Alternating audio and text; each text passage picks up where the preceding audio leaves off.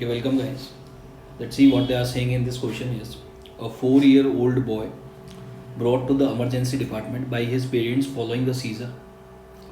The patient has an upper respiratory illness for the last 2 days and no previous history of any seizure.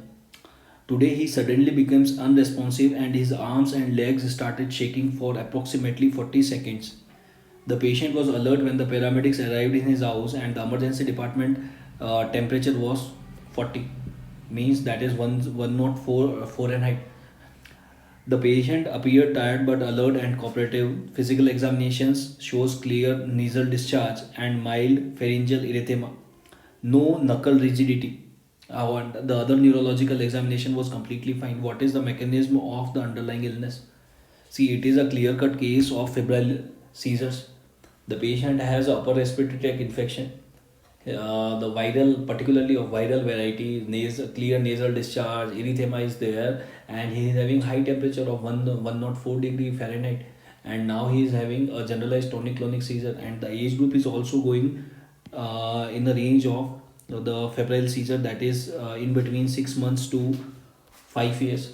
So if I summarize what febrile seizure is, what we are going to have in febrile seizure is, febrile seizure particularly occurs between the age group from 5 months to 6 months to 5 year. And how they are going to present is, there will be a history of high grade fever followed by a generalized tonic clonic type of variety of seizure.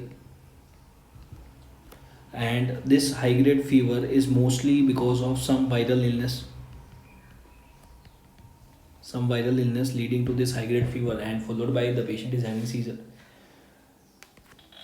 See, one thing has to be very clear when you are saying it is a febrile seizure, that should not be any associated CNS infection.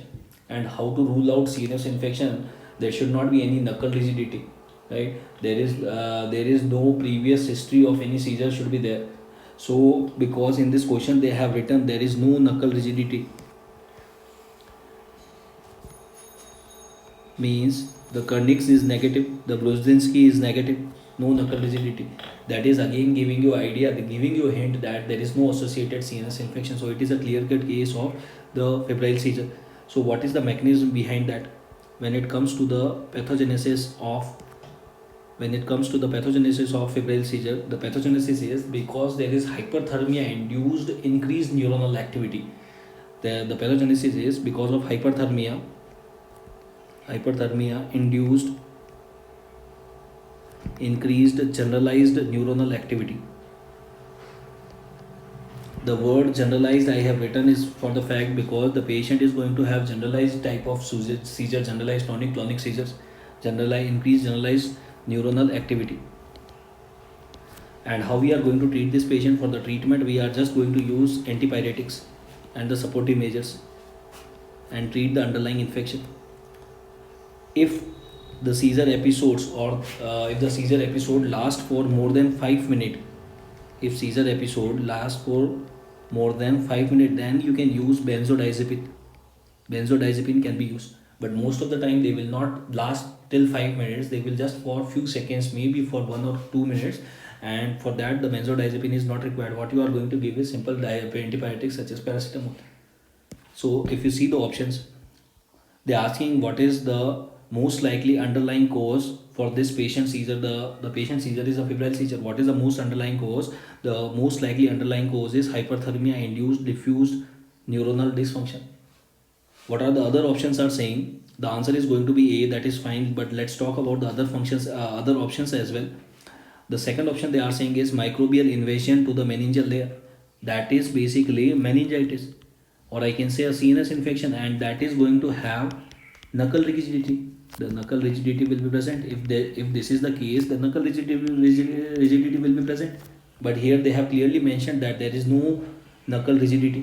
The next option is saying is neuronal injury. The next option is saying neuronal injury from cross-reacting antiviral antibodies.